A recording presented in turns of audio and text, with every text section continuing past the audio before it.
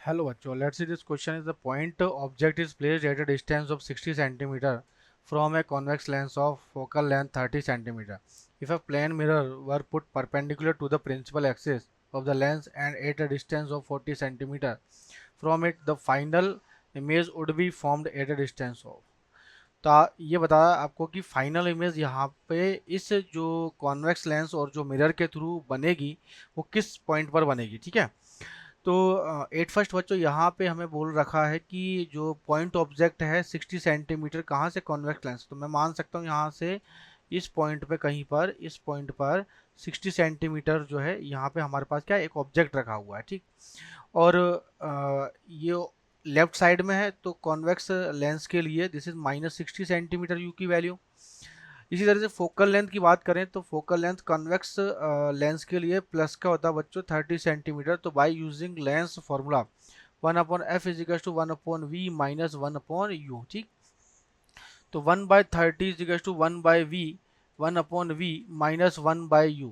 तो माइनस तो minus minus plus हो जाएगा तो 1/60, ठीक है। तो इसको इधर ले जाओ तो 1/v is equal to 1/30 minus 1/60। तो यहाँ से इसमें एलसीएम लेकर के दिस इज 2 - 1 दिस इज 1/60। तो v इज इक्वल टू जाएगा हमारे पास कितना 60 सेंटीमीटर पर क्या बनेगा इसकी इमेज बनेगी, ठीक है। तो यहाँ से बच्चों जो कोई ऑब्जेक्ट रखा हुआ है तो लाइट रेज कुछ इस तरह से जाएगी मिरर के लेंस के ऊपर, ठीक है, इस तरह से। और यहाँ से यहाँ तक 40 सेंटीमीटर है तो इसके बैक साइड में बच्चों क्या इमेज मतलब मिरर रखा हुआ है,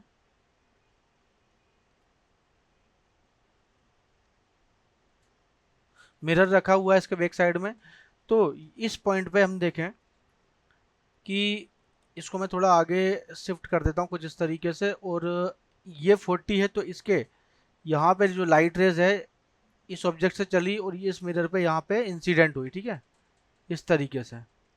तो बच्चों यहाँ पे मिरर है तो मिरर इसके इस साइड में इस फोकस पे मिलती है, आपको पता है।